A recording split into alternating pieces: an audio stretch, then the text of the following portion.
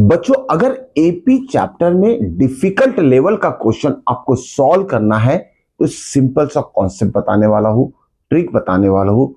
Question को अच्छे से समझना है, रीड करना है, उसके बाद ही आप आंसर के लिए जाइए। ऐसी एक इंपॉर्टेंट क्वेश्चन है, डिफिकल्ट है, बच्चों को उसकी लैंग्वेज समझ में नहीं आती। It's very very important question taken from exercise 5.2 question number 11 की बात कर रहे हैं। देखिए इस क्वेश्चन में क्या बोला गया है, which term of the AP represented by 3, 15, 27, 39 and so on is 132 more than its 54th term। सबसे पहले हम AP लिख लेंगे।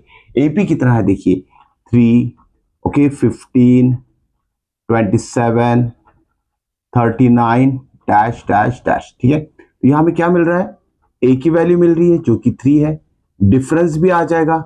15 माइनस 3 करो या तो 27 माइनस 15 करो।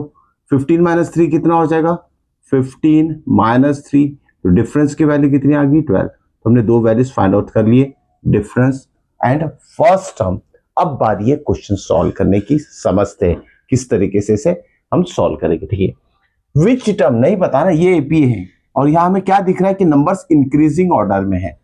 अब इसके आगे की टर्म कुछ ना कुछ जरूर आएगी, इसमें से जो भी आगे टर्म्स आएंगे उसमें से कौन सा term, which term of this AP, okay नहीं पता कौन सा टर्म है, तो मान लेते nth टर्म होगा।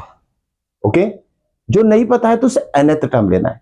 विच टर्म मतलब nth टर्म जो है 132 more than it's 54th term.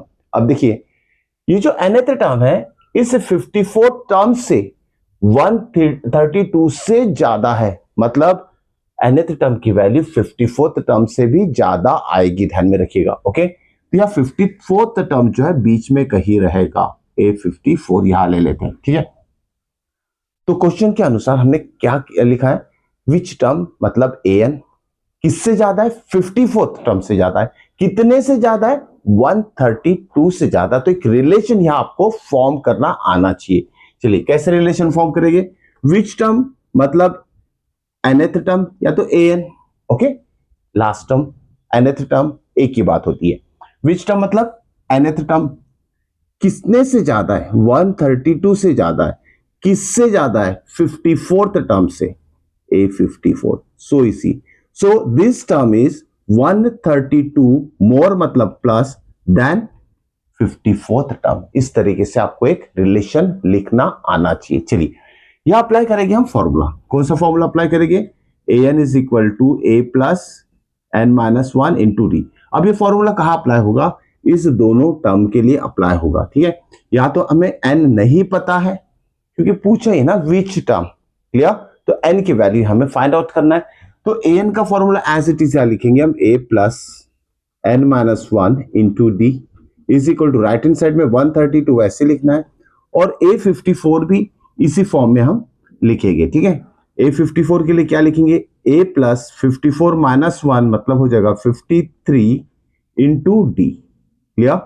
Okay अब d तो हमें पता है, लेकिन साथ में यहाँ क्या दिख रहा है, लेफ्ट हैंड साइड में और राइट हैंड साइड में a सिंगल सिंगल है तो कैंसिल कर दीजिए, या तो फिर a की वैल्यू 3 सब्सटीट्यूट करके भी आप कैंसिल कर सकते हैं। ठीक है उसके बाद चलिए डी की वैल्यू सब्सटीट्यूट करते हैं हम। डी कितना है हमारा, d is 12 is equal to 132 plus यहां 53 इंटू डी की वैल्यू सब्सटीट्यूट करना है 12।